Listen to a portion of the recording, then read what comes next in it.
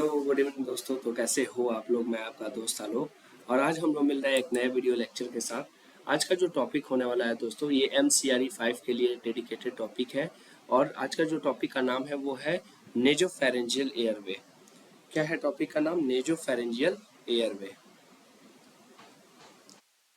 तो कैसे nasopharyngeal airway management हम करेंगे, कहाँ इसका नीड है, ये हम लोग देखेंगे। तो first of all anatomy of nasal airway. Anatomy of nasal airway हम देखेंगे। तो आपका जो ये नेजोफेरेंजियल एयरवे है, इसका डायग्राम आप देख पा रहे हो यहाँ पे, ठीक है। तो इसमें जो है फर्स्ट द फ्लेंज।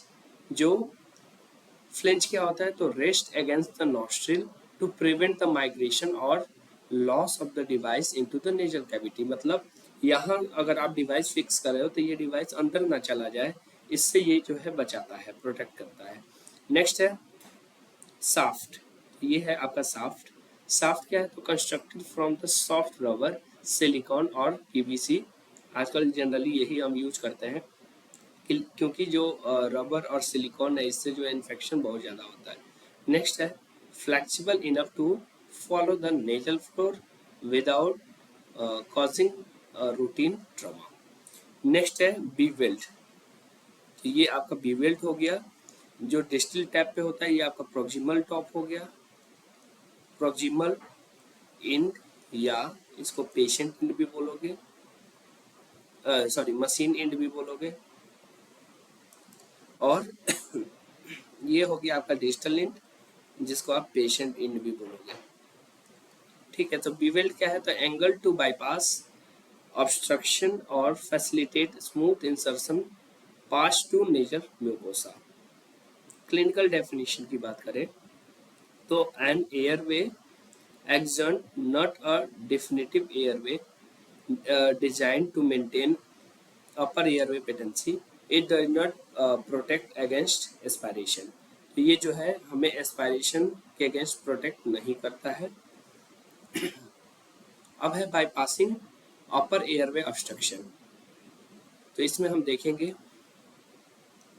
कि ये है आपका ऑब्स्ट्रक्शन पॉइंट, और ये इसको क्या कर रहा है? ये बाईपास कर रहा है। यानी ये आपके जो भी एयरवे ट्यूबिंग है उसमें जो है डायरेक्टली एयर को बाईपास कर रहा है। तो फर्स्ट है restore patency, bypass soft tissue obstruction primarily the tongue in the upper airway. Decrease resistance. कैसे रेजिस्टेंस को डिक्रीज करता है? तो lower upper airway resistance significantly improving oxygen delivery or facilitate ventilation, act as a direct conduct to assist spontaneous breathing and improve the back mask ventilation efficacy. Next है, हम लोगों ने कल पढ़ा था ओरोफेरेंजियल एयरवे, आज पढ़ रहे हैं नेजोफेरेंजियल एयरवे। और ये दोनों टॉपिक जो है बहुत ही इंपॉर्टेंट है हमारे एम्स के एग्जाम के लिए।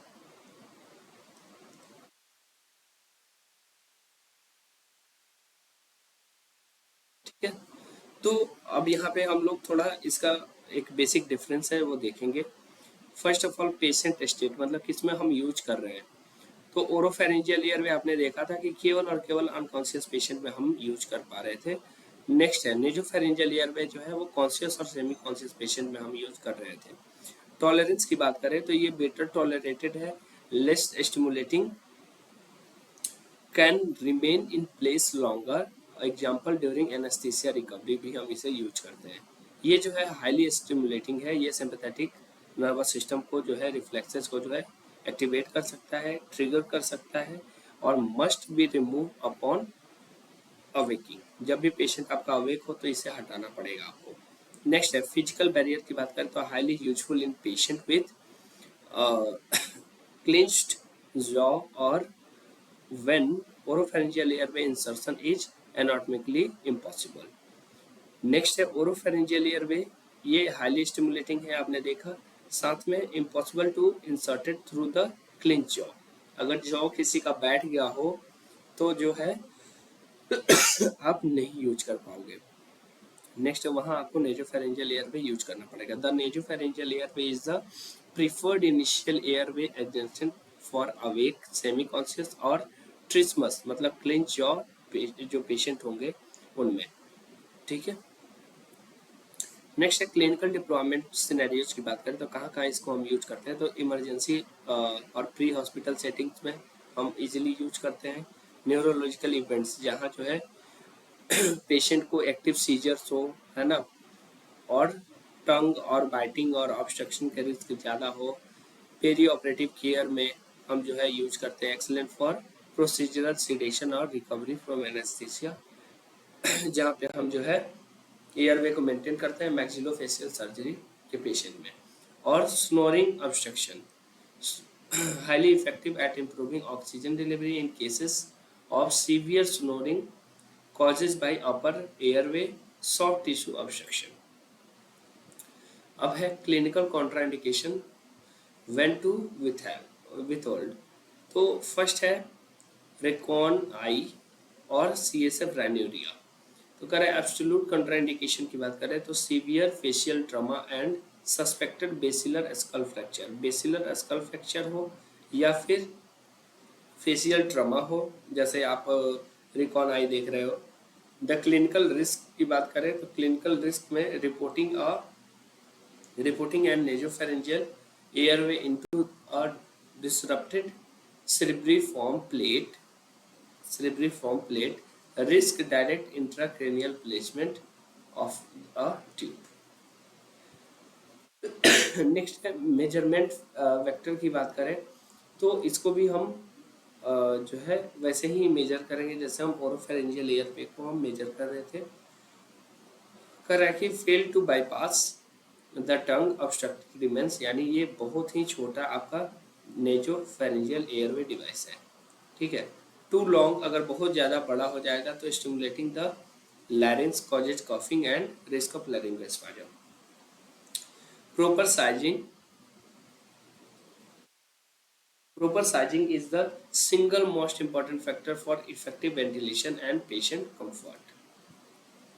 अब नेक्स्ट है universal sizing and colour code की बात करें तो first of all older child में जो हम यूज करते हैं 6 mm का, और ये जो 6 mm जो भी साइज है वो है इसका इंटरनल डायमीटर, ठीक है। नेक्स्ट है 6.5 mm इंटरनल डायमीटर एडोलेसेंस और स्मॉल एडल्ट में, 7 mm internal diameter average adult female में, 7.5 एडल्ट मेल में, 8 लार्ज एडल्ट मेल और 8.5 वेरी लार्ज एडल्ट मेल, ठीक है। तो इसमें जो है सारा खेल जो है आपको इंटरनल डायमीटर का है और उसी से हम इसका मेजरमेंट जो है करते हैं। और इन साइज के अकॉर्डिंग हमने क्या किया है कि कलर कोडेड जो होगा और किन के लिए वो यूजफुल होगा वो बांट रखा है। नेक्स्ट है इंसर्शन प्रोटोकॉल जो है वो क्या है, तो प्रिपेयर लुब्रिकेट एंड लुब्रिकेट। तो फर्स्ट ऑफ ऑल इसमें जो है लिग्नोकेन जेली आप उपयोग करते हो, है ना। Liberally apply a water soluble lubricate lignocaine gel may be use to improve patient comfort. Next है आपको पता था कि ये हम जो है कॉन्शियस और सेमी कॉन्शियस जो है पेशेंट में यूज कर रहे हैं, तो हम लिग्नोकेन जेली हमें अप्लाई करना जरूरी होगा। नॉस्ट्रिल सिलेक्शन की बात करें तो इंस्पेक्ट बोथ नैरिस जो ये छिद्र होता है नाक में उसको नैरिस बोलते हैं हम। Always attempt insertion into the visual longer nostril first, जो नॉस्ट्रिल की गहराई मतलब बाहर से आप देख रहे हो जिसकी गहराई क्लियरली आपको ज़्यादा दिख रही होगी उधर आप ये अप्लाई करोगे। नेक्स्ट है align the bevel, the bevel edge must face the nasal septum to prevent trauma to the highly vascular terminates।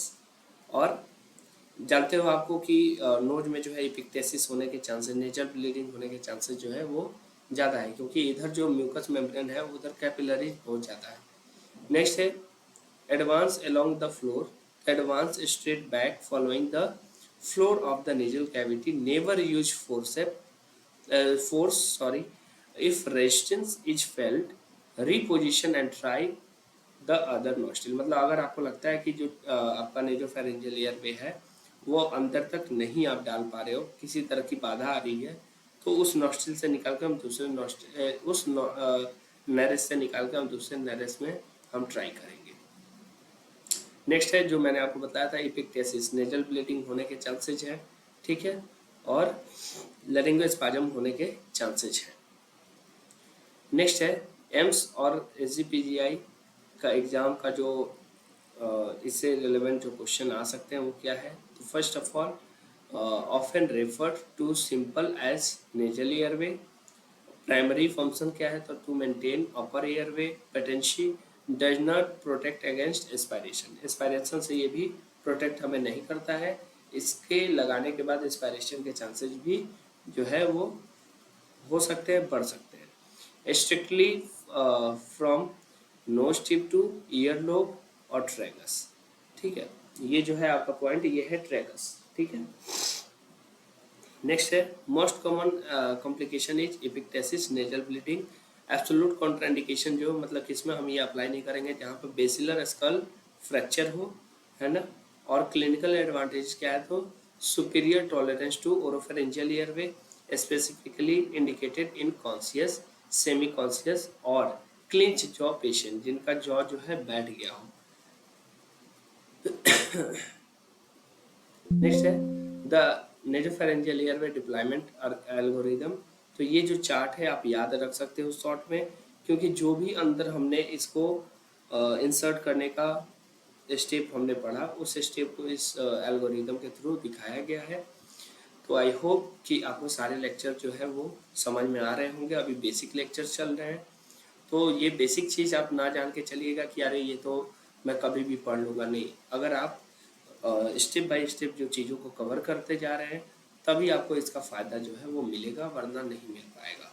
फिर आप जो है एग्ज़ाम टाइम में हेजिटेट हो जाते हो, परेशान हो जाते हो कि मैं क्या पढ़ूँ और क्या याद रखूँ जो हमारे लिए इम्पोर्टेंट होगा। तो सब कुछ इम्पोर्टेंट है, कौन सा क्वेश्चन जो है आपको अच्छा रैंक दिला सकता है ये कहा नहीं जा सकता। इसलिए आप जो है लगातार जितने भी वीडियोज आएँ, अपना 10 मिनट का बहुमूल्य समय निकाल के आप अगर आप इसे पढ़ते हो, तो आई होप कि उस पर्टिकुलर टॉपिक से रिलेवेंट जितने भी एग्जाम में क्वेश्चंस आएंगे वो आपका क्लियर हो जाएगा। और फिर कोई डाउट रहता है तो आप जो है हमें कमेंट कर सकते हो।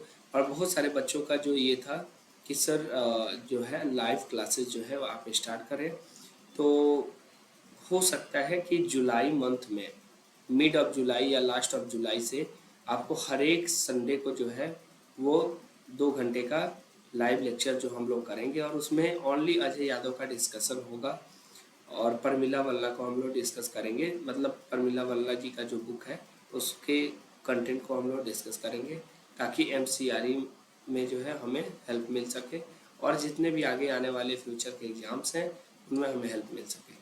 तो ठीक है दोस्तों, मिलते हैं एक नए वीडियो लेक्चर के साथ। तब तक अपना ख्याल रखें और तैयारी अपना करते रहें। Good night.